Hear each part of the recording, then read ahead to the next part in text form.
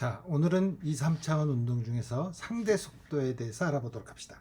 상대 속도는 복잡하게 여러분들도 생각할 수 있지만 1차원에서 먼저 생각해보고 1차원에서 예를 들어서 좌표계 A가 있는데 좌표계 A가 뭐 정지해 있다고 칩시다. 어떤 관측에서. 그래서 그 원점이 여기 있고 뭐 Y좌표계를 그렸지만 X쪽으로 있고 그 다음에 좌표계 B가 있는데 좌표계 A에 대해서 속도 VBA로 첨자가 있는 거는 뒤에 있는 첨자는 에 대해서 A에 대한 B의 속도라는 뜻이에요. 그러면 이게 이렇게 움직이고 있으니까 어느 순간에 보면은 B 좌표계의 원점이 A 좌표계의 원점과 벗어나는데 그 벗어난 변위를 XBA, A에 대한 B죠. 라고 합시다. 그러면 이때 A에서 입자 P의 움직임을 운동을 관측하는 거랑 좌표계 B에서 P를 관측하는 거랑 어떤 차이가 있는가를 한번 보면 먼저 A에서 A 좌표계에서 본 P의 위치 얼마냐면 XPA죠. XPA예요.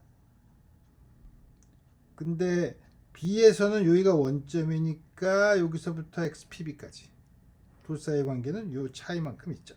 그래서 XPA는 XPB 더하기 XPA 다음과 같은 관계가 있죠.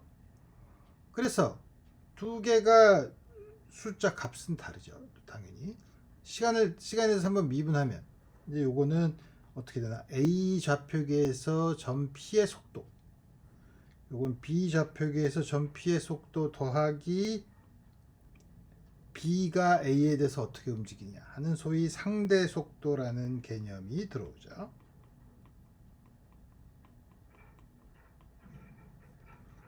마치 에스컬레이터를 타고 올라가는 사람이 자기가 정지하고 있는 에스컬레이터 위에 타고 있는 사람은 자기가 정지해 있지만 밖에서 지면에서 보고 있는 사람은 에스컬레이터 속도만큼 계속 이동하게 되는 거죠. 자, 그리고 두 번 미분, 이게 가속도를 얘기하는 건데 가속도는 양변을 다 다시 한 번 더 미분하면 되는데 만약 요게 등속도로 B가 A에 대해서 등속도로 움직인다고 하면 가속이 되는 경우를 제외하고는 우리 그런 이제 나중에 관성계를 볼 때 A가 관성계고 B에 대해서 B도 A에 대해서 일정한 속도로 움직이면 우리가 관성계라고 하는데 우리 이제 앞으로 그런 문제를 많이 볼 텐데 그런 경우 등속도일 때는 어떻게 되죠? 요게 일정하니까 이게 0이 되죠. 그래서 뭐냐면 상대 속도는 만약에 등속으로 좌표계 B가 A에 대해서 등속으로 움직일 때는 위치랑 속도는 그 둘 사이의 차이에 의존한 원점이 얼만큼 떨어져 있느냐 서로 얼만큼 떨어져 있느냐 상대적으로 얼마나 움직이느냐에 따라서 결정되지만 가속도는 똑같다는 거죠. 물론 이건 쉽게 2차원으로 확장해서 할 수 있어요. 2차원에서는 다만 XY 성분을 다음과 같이 바꿔서 쓴 것 뿐이에요. 따라서 RPA는 벡터를 더하는 걸 보면 요 벡터에다가 요 벡터를 더하는 거니까 RPB 더하기 RBA. 역시 시간에 대해서 한번 미분한 거, 속도, 시간에 대해서 두 번 미분한 거. 가속도인데 역시 이게 등속도 운동이라면 이게 0이 되는 거죠. 그래서 다음과 같이 우리 쉽게 얘기하지만 우리 문제를 간단하게 풀겠지만 다음과 같은 상대 속도에 대한 개념이 있으면 우리 여러분들이 실제로 문제를 풀 때는 가장 쉬운 한 좌표계랑 다른 그거에 대해서 상대적으로 움직이는 좌표계가 있다면 어느 좌표계를 선택할 때 문제를 가장 쉽게 풀 수 있는가를 우리가 이제 생각해 봐야 되는 거죠. 오케이. 그 예를 한번 들어봅시다. 바람이 불어. 만약에 바람이 불지 않는데 비행기에서 측정하는 그 속력계의 크기는 뭐죠? 비행기가 지면에 대한 속도를 재는 게 아니죠. 뭐냐면 주변 공기에 대해서 얼마큼 상대적으로 움직이는가 하는 거니까 사실 비행기 속도계에 나타난 거는 바람에 대한 주위 공기에 대한 속도예요. 그래서 이제 만약에 바람이 불지 않는다면 조종사가 똑바로 동쪽으로 향하고 싶으면 기술을 동쪽으로 향하면 되는데 우리 바람이 부는 경우 WG는 윈드 투 그라운드니까 그라운드 지면에 대한 바람의 속도가 북쪽에 대해서 20도 방향으로 닿은 것 같이 불고 있을 때 동쪽으로 향하려면 비행기는 어느 방향을 향해야 되는가? 그러면 당연히 지면에서 본 비행기의 속도는 비행기가 바람에 대한 공기에 대한 속도, 공기가 짐에 대한 속도를 더해야 되는 거죠. 그래서 이렇게 두 개가 더해져서 정동쪽을 향하는 이 벡터가 정동쪽을 향하도록 세타를 정하면 되죠. 물론 여기서는 숫자를 주어지지 않았으니까 여러분들이 개념만 알면 나중에 정확한 숫자를 집어넣는 연습은 우리 요 아이디어만, 요 벡터의 덧셈만 이용하면 쉽게 구할 수 있는 거죠. 자, 그래서 배도 있죠. 배도 이제 갈 때는 어떻게 가야 되냐? 배가 갈 때는 여기서 그림이 복잡한데 우리 강물의 속도 V 리버, 배의 속도 V 보트라고 합시다. 그럴 때 우리 뭐냐면 두 가지 문제를 생각할 수 있어요. 만약에 뭐냐면 가장 빨리 건너고 싶을 때 혹은 바로 맞은편에 있는 여기서 출발했다가 하면 바로 맞은편의 강의 수직인 방향으로 도달하려면 어느 방향으로 배를 향하고 있어야 되느냐. 이 두 가지 문제. 아까 요거는 조금 전에 슬라이드에서 비행기가 정동쪽으로 향하는 거랑 비슷하죠. 그래서 이 경우는 똑바로 갈 때는 이게 소위 말하는 이게 최단거리 문제. 최단거리를 가려면 어떻게 가느냐. 최단 시간. 최단 시간. 요거 최단 거리죠. 최단 거리를 갈 때는 어떻게 가느냐. 그래서 이 경우는 최단 시간을 가려면 어떻게 돼요? 강을 가로지르는 속도가 최대가 되도록 만들어야죠. 근데 강물을 흐르는 속도니까 이게 다시 말하면 배가 보트라고 하면 보트의 속도가 바로 수직을 향하도록 다음과 같이 가면 제일 빨리 가겠죠. 왜냐하면 그쪽 방향의 성분이 가장 클 테니까. 그러면 그때 걸리는 시간은 이 전체 길이를 L이라고 하면 당연히 L을 VB로 나눈 시간 크기. 그러면 이렇게 가는데 근데 문제는 이렇게 가면 배의 강물에 흐르는 속도에 의해서 사실 배가 이렇게 가겠죠. 배가 이렇게 가니까 사실 여기서 바로 맞은편에 가는 게 아니라 이만큼 떨어져서 가게 돼요. 그러니까 소위 여기서부터 원래 앞을 똑바로 보는데 똑바로 간 것보다 다음과 같이 이동하게 되죠. 이런 거리를 우리가 표류거리라고 불러요. 표류해서 가는 거니까. 표류거리는 얼마냐? 표류거리는 이쪽 방향의 속도. 이때는 강물의 속도에다가 걸린 시간. V분의 VR 다음과 같이 주어지죠. 똑바로 가려면 요게 어떻게 돼야 되냐? 강물이 흐르는 속도의 크기랑 요거의 다음과 같이 되는 게 서로 상쇄되는 거.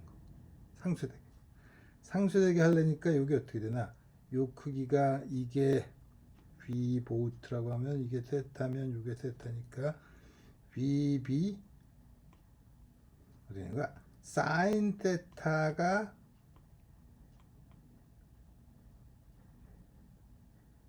VR과 같아져. 다시 말하면 사인 세타가 VB분의 VR. 혹은 세타는 인버스 사인 세타분의 VR 나누기 VB. 다음 같이 구하면 되죠. 이렇게 구하고 그냥 넘어가면 물리를 제대로 안 하는 거예요. 물리를 제대로 하는 건 뭐냐면 이럴 조건이 뭐냐? 사인 테타는 절대값이 1보다 작으니까 이 값이 1 이하여야 되죠. 다시 말하면 이게 성립하는 경우에는 보트 배 속도가 강물의 속도보다 클 경우만 이렇게 돼요. 그죠? 만약에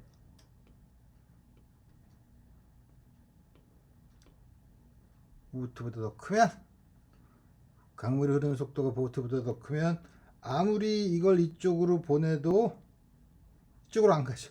그죠? 그래서 이때는 어떻게 해야 되나? 이 경우는 어떻게 하나? 숙제. 여러분들이 한번 생각해 봐요. 오케이. 자, 그러면 우리 이거에 한 예로 우리 하늘 위에서 비행기가 정사각형, 여기 그림에 보면 PQRS를 따라서 돈다고 칩시다. 물론 이렇게 갑자기 90도로 돌려면 힘들지만 그 돌 때 걸리는 시간은 무시할 수 있다고 생각하고, 이게 돌아갈 때 그냥 돌아가면 속도를 V로 움직이고 있을 때 한쪽 방에 한 길이가 L이라 그러면 바람이 없을 때는 바람의 속도를 뭐라 그랬나? U가 0이면 당연히 이때 C는 4배 L을 V로 나눈 거겠지. 그죠? 근데 이제 바람이 불어. 바람이 어떻게 부냐면 정사각형의 한 변 PQ 방향으로 U라고 분다고 칩시다. 그럼 이때 한 바퀴 도는 정사각형 주위로 한 바퀴 도는데 걸리는 시간은 처음에 PQ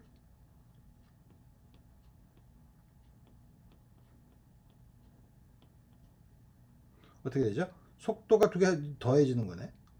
L을 V 플러스 U. 여기는 QR에서 이렇게 똑바로 가려면 바람이 이렇게 부니까 속도를 이렇게 이 방향으로 가야 되죠.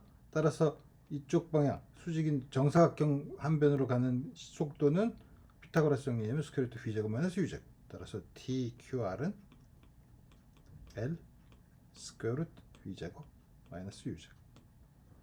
R에서 S로 가는 경우, 이렇게 R에서 S로 가는 경우에는 바람을 거슬러서 가니까 속도가 다음과 같이 주어져서 L V-U. 이 경우는 S에서 다시 P로 올 때는 역시 이렇게 와야 되니까 이거랑 이거 더해져야 되니까 V도 역시 스퀘어 루트 V제곱 마이너스 U제곱. 그래서 T는 전부 다 합하면 되죠. TPQ, TQR, TRS, TSP.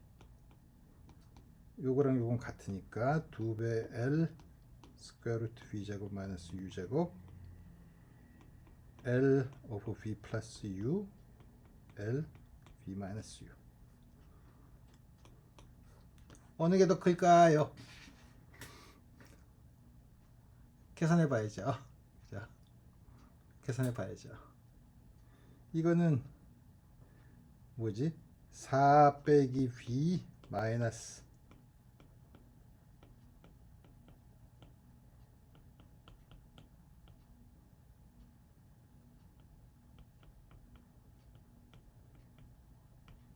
이게 양수냐 음수냐를 여러분들이, 이건 이제 한번 여러분들이, 내가 이렇게 자꾸 열린 질문으로 놔두는 거는 여러분들이 이거를 보고서 가만히 그냥 이 영화 보듯이 그냥 유튜브 보통 딴 거 보듯이 그냥 보는 게 아니라 보면 반드시 이런 걸 가지고 여러분들이 직접 확인해 보라는 거예요.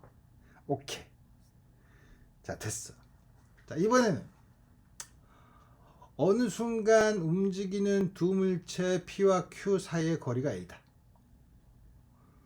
상대 속도는 VR이고, 상대 속도 여기 벡터 표시해야지. VR의 PQ 방향 성분, 서로 있는 방향의 성분은 U, 수직 방향의 성분은 V라고 하자.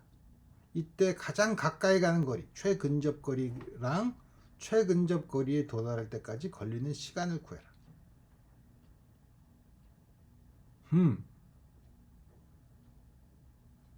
두 개가 다 움직이네. 그럼 이제 여러분들이 헷갈리. 이럴 때 어떻게 문제를 풀어요? 여러분들이 생각을 하는 거죠. 헷갈리네. 근데 아까 상대 속도를 얘기할 때 문제를 가장 쉽게 풀 수 있는 좌표계를 고르면 된다고 했으니까 P가 정지해 있는 걸로 치지 뭐. P가 정지한 좌표계를 선택합니다.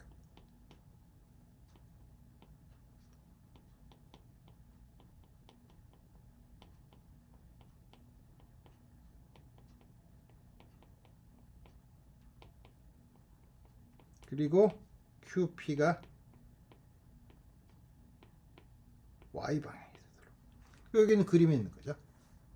P가 정지에 있어. Q가 A에 있어. PQ 방향의 성분의 속도, 이게 VR이야. PQ 방향의 성분은 U.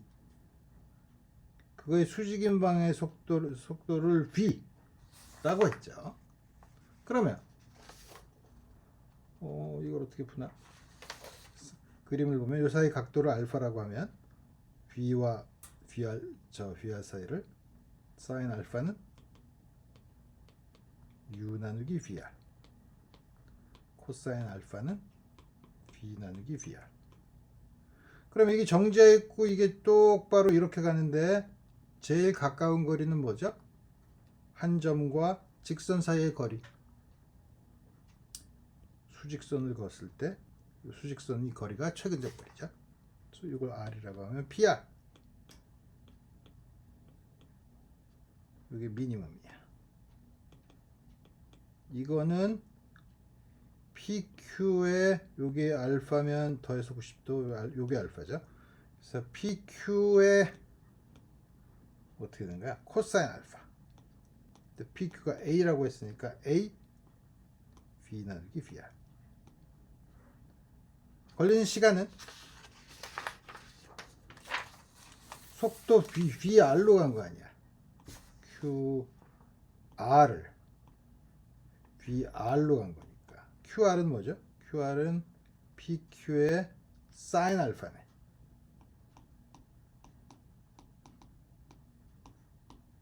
PQ가 A니까 A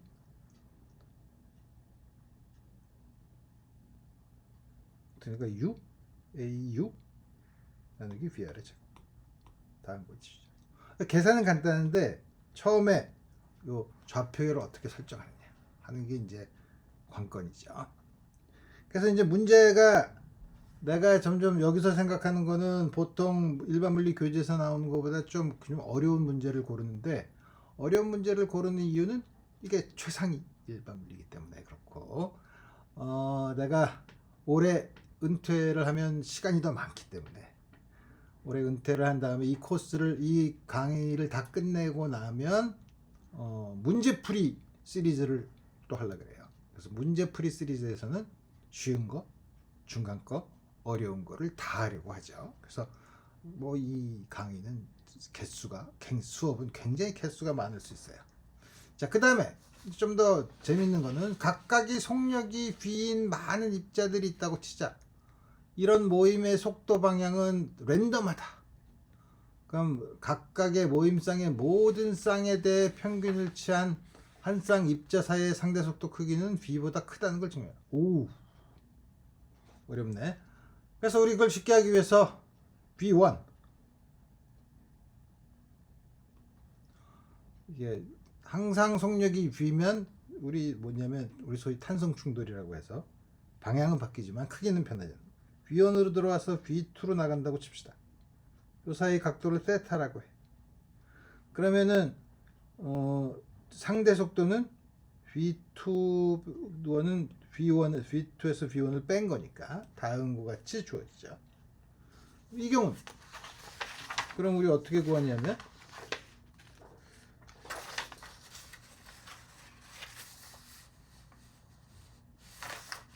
어떻게 구하냐 하면 V21은 V2 마이너스 V1이래. 크기는 다 같아요. 그럼 이거는 V21의 제곱은 혹은 이거는 스퀘어 루트 V1 제곱 더하기 V2 제곱 마이너스 2배 V1 V2 사이 각도 V2와 V1 사이의 각도는 요거네. V1과 V2 사이의 각도는 그거죠. 코사인 테타. 이게 다 같으니까 2배 V1 제곱 1 마이너스 코사인 테타 V 제곱. 근데 우리가 잘 아는 것처럼 1 마이너스 코사인 테타는 이게 어떻게 되나? 2배 사인 제곱 테타인가? 2배 사인 제곱 여기 있잖아. 2배가 공식이 어떻게 되나? 코사인 2 테타는 2 코사인 스퀘어 테타 마이너스 1이니까 1 이게 어떻게 되나? 계산이 헷갈리네. 1 마이너스 코사인 테타는 내가 이걸 잘했는데 왜 지금 헷갈리지? 1 마이너스 코사인 테타는 무식하게 계산을 하면 되죠. 계산을 내가 근데 해놓은 게 있나? 계산을 해놓은 게 여기 있네. 그래서 여기 보면 1 마이너스 코사인 테타가 2배 사인 제곱 테타니까 2배 사인 제곱 테타니까 4배의 V 제곱 사인 제곱 테타 2배의 V 사인 2분의 테타죠. 이거의 평균을 취하면 평균을 이렇게 괄호로 치면 테타가 0부터 2파이까지죠.